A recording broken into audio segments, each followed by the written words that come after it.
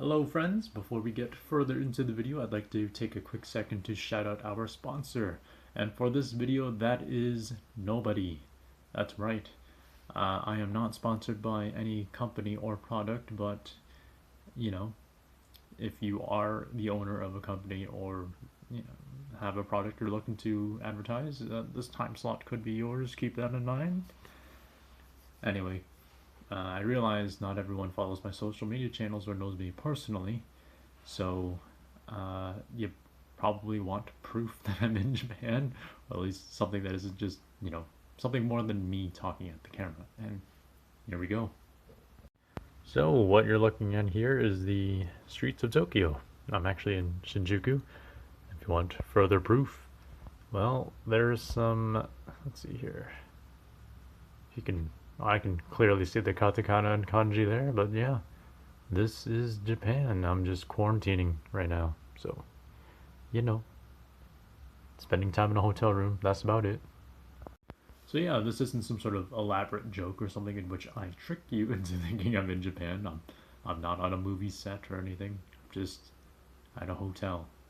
And well, getting to the hotel was a pretty mixed experience.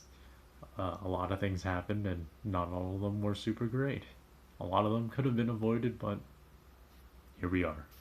Anyway, I think we'll start this story with be arriving at the airport at like 6:20 a.m. That is. So, I arrived at like some sort of entrance place, but like this is where only people who are going onto flights are allowed in. So, my family weren't allowed to go any further than that. We said our goodbyes and stuff there, and of course, I'm incredibly thankful I have them. I'm incredibly thankful that they love me so much to want to spend every last possible second with me, but I was pretty pressed for time.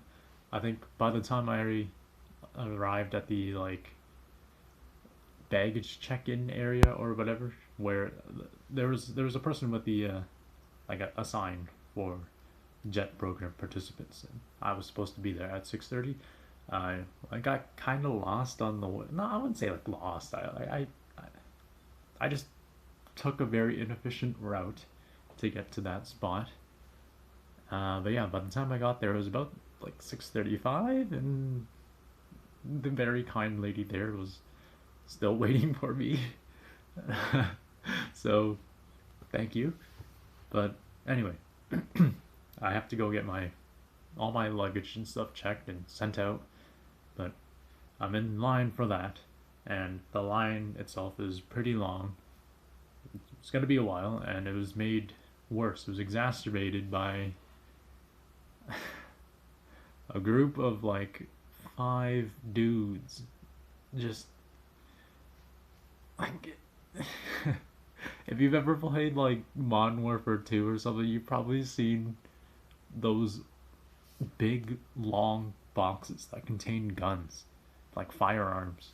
And I'm not talking like little pistols or anything. I'm talking full on like automatic rifles and all that stuff.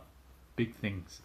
And all 5 dudes had one of those giant lock boxes with them. Those lock boxes have like 90 different latches and locks on them, and so you know they're the real deal. It's terrible.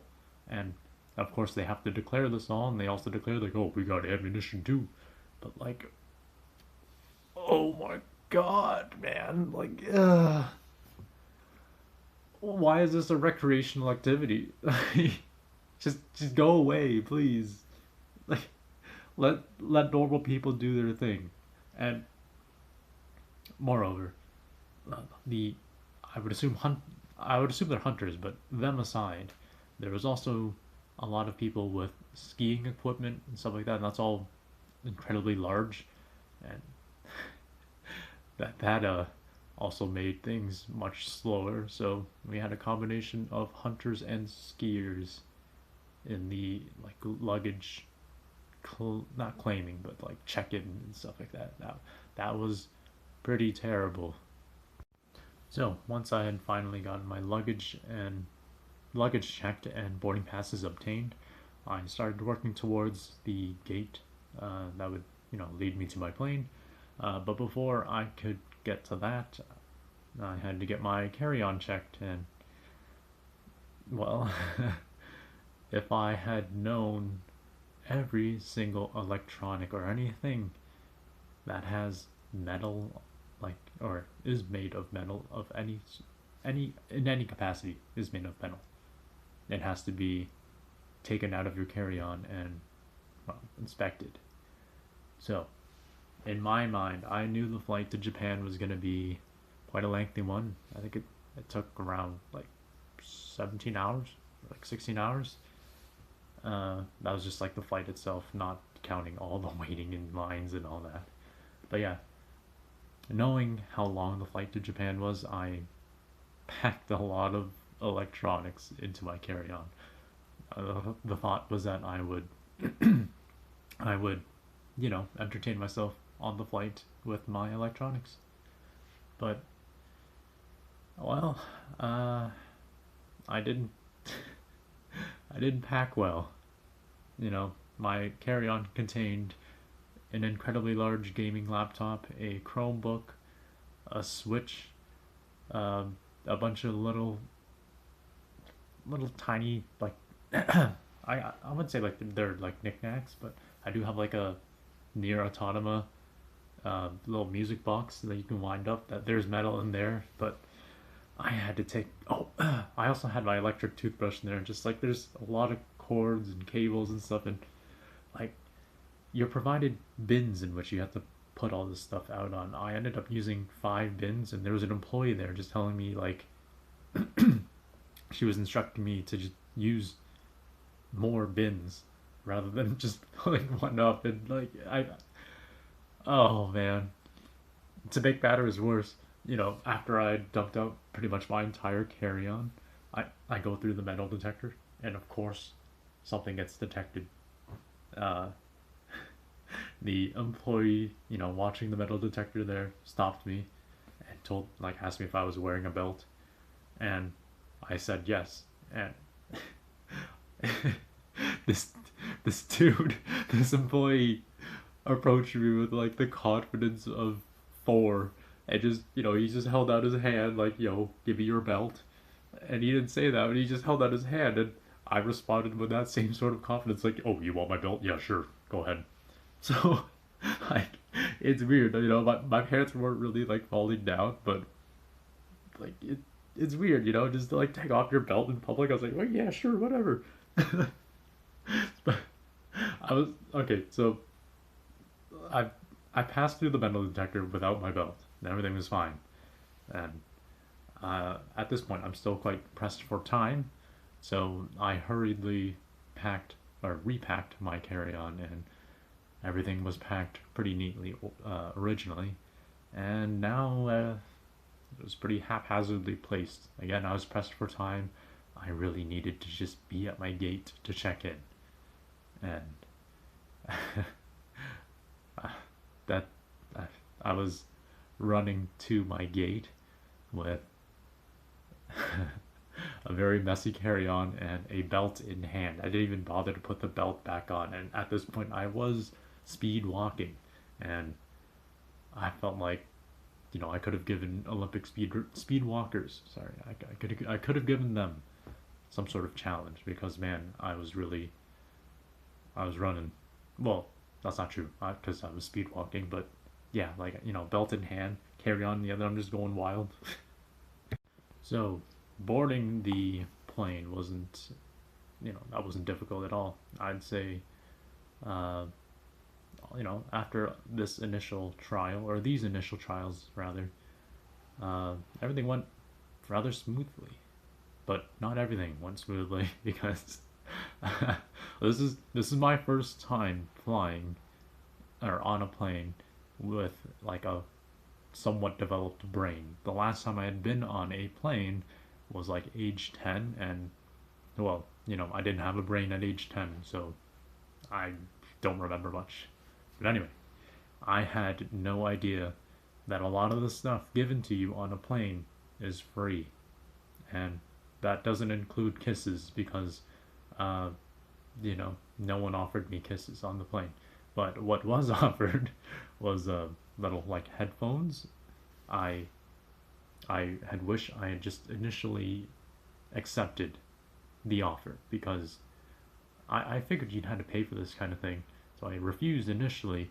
I just sat on a plane for like 30 minutes before another steward or stewardess like ran by me before I could grab their attention and ask for the headphones. All the people got to watch like TV shows and movies and stuff, and there I was just like twiddling my thumbs for 30 minutes, and that's not like the worst thing, but it would have been cool to get started on like Shang-Chi and the Legend of the Ten Moms, or uh, I watched 21 Jump Street, which I'm not sure is better than 22 Jump Street actually. But anyway, see that's not so bad, I just missed out on like half an hour, but I wish I had said yes to the first batch of water that was given out. When I saw that things were being handed out and people weren't paying for them, I was like, okay, something's weird here. Can I be included in this? May I please be included? Now, the last little bit of this chaotic experience, at least regarding like luggage and that kind of stuff, um, it's a funny one. I arrived at my hotel eventually, or well, rather before that, I landed in Japan, went to the hotel. And again, this is just pertaining to the luggage and stuff. There's a few other things that happened when I landed, but again, regarding the luggage, when I finally opened up all my luggage and all that stuff, I found this note in one of them, and uh, you know, this is just Air Canada's way of saying I was randomly selected, or at least my luggage was one of them, and I really don't have a problem with that. Uh, I am who I am, and what I bring is what I bring. I'm not trying to do anything illegal, and everything's me. I'm not like ashamed to be myself or anything like that. But I think it's funny that the one luggage that was selected was the one full of like my weeaboo stuff. Like I you gotta pack the essentials, I have a very large collection of Hatsune Miku plushies back home in Canada. I was only able to bring two with me. So I've got one here, and there's another in the corner here. You can probably see her. Like, look at that. Of course, I had to bring these, but of course, the luggage that I selected, or one of the luggage that I had placed them in was randomly selected. And, I mean, again, I don't care that they that people saw my plushies. I'd rather, I like showing them off because I like them and I think they're really cute and cool. But yeah, so whoever inspected the luggage got to see a very strange assortment of things. There's a like my PS5 was in there too, and the plushies were there. It was just kind of an odd assortment of things, but yeah, to whoever or whichever employee opened up that luggage, I hope you enjoyed it because I enjoyed receiving the note saying that someone had inspected it. So, at least regarding luggage stuff and airport related things, that's pretty much it for interesting things. Some of it was some of it was funny, some of it was not so funny and rather terrible, but that's just the experience of airports. But yeah, I did snap a photo of the Tokyo airport because the Tokyo airport has a few cool things in there. I didn't manage to get everything because my phone was like really low on battery and stuff. But yeah, I'll leave a link to my Instagram below or somewhere, so those who are interested may see it if they'd like. Until the next video, until the next time you see me, you'll never see me until you do. See you later.